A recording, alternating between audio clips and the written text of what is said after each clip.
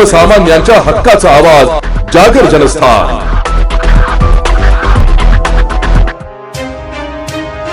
वाशिम शहराजवळ नागपूर वरून परभणी जाणाऱ्या खुराना ट्रॅव्हल्सच्या बसचा अपघात झालाय।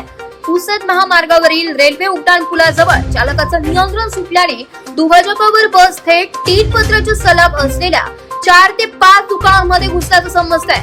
चिकन, मटण आणि पान मसाल्यांच्या दुकानांचे यामध्ये मोठे नुकसान झाल्याची माहिती समोर येत आहे। या दुकानात पहाटे कोणीही नसल्यामुळे मोठा अनर्थ हा टळला। खुराना ट्रॅव्हल्सच्या बसमध्ये एकूण 30 प्रवासी प्रवास करत होते। त्यातील चालकासह 5 ते 6 प्रवासी जखमी झाल्याचं वृत्त समोर येत आहे। जखमींना उपचारासाठी रुग्णालयात दाखल करण्यात आलंय। जागर जनस्थानसाठी बालाजी ठेंगडे, वाशिम।